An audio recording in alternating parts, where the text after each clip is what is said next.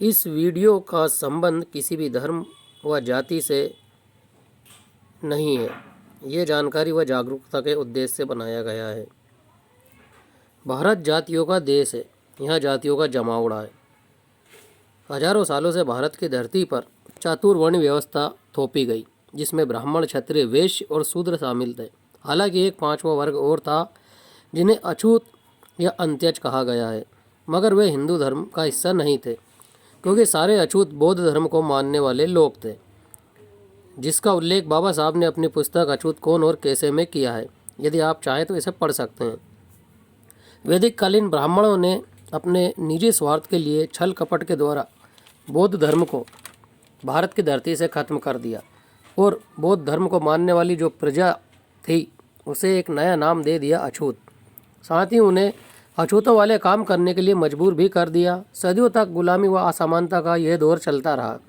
चूँकि ब्राह्मण, क्षत्रिय, वैश्य व शूद्र चारों वर्णों के अपने अपने अलग अलग काम थे, एक दूसरे के साथ कोई मेल जोल नहीं था।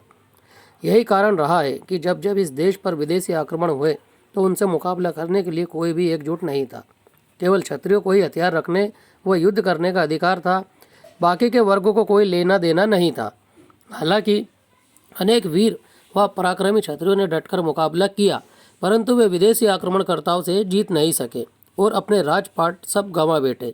हालांकि आर्य स्वयं भी विदेशी ही और बाहर के लोग थे, परंतु कई प्रकार के धर्मों ने इसके बाद यहाँ पर आक्रमण किया और भारत की संस्कृति और यहाँ के मूल निवासियों को छिन्न भिन्न कर दिया। क्योंकि 100% जनसंख्या वाले देश में केवल 10% लोगों को युद्ध कला का ज्ञान था व हथियार रखने का अधिकार था। इसी आधार को ध्यान में रखकर बाबा साहेब अम्बेडकर ने कहा था कि यदि भारत को मजबूत, ताकतवर और अखंड बनाना है तो यहाँ से जातिवाद को खत्म करना होगा, यहाँ का भेदभाव मिटाना होगा, तभी भारत जो है वो मजबूत बन सकता है। जब तक जातियाँ रहेंगी तब तक भेदभाव रहेगा, और भेदभाव रहेगा तो ताकत भी बटी रहेगी।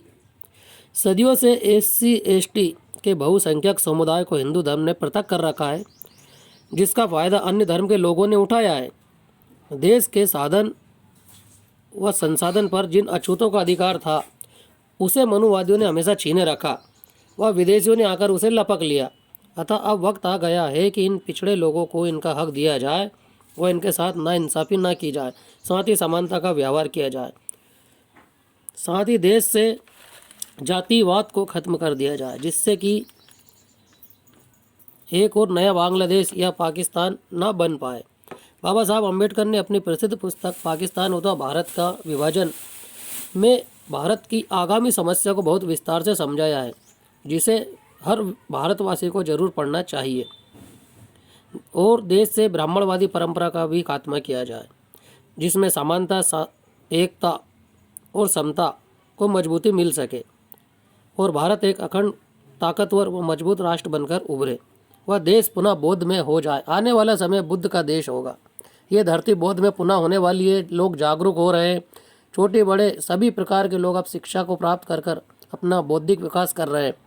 ढोंग और पाखंड ज़्यादा लंबे समय तक नहीं चल सकता है।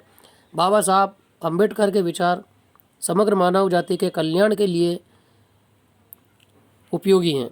उन्होंने खुद को और जाति को कभी भी राष्ट्र और देश से बढ़कर नहीं समझा है।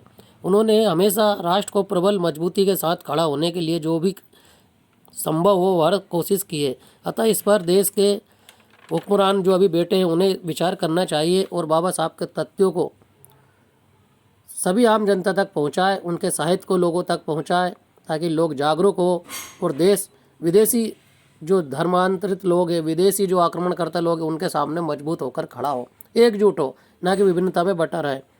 इसी के साथ इस वीडियो को यहीं समाप्त करते हैं। यदि आपको वीडियो अच्छा लगे तो इसे शेयर ज़रूर कीजिए और बेल आइकॉन का बटन दबाइए, जिससे आपको वीडियो की नोटिफिकेशन मिलता रहे। साथ ही चैनल को सब्सक्राइब कीजिए, जिससे कि और भी इस प्रकार के वीडियो हम आप तक पहुंचा सके व बना सके। धन्यवाद।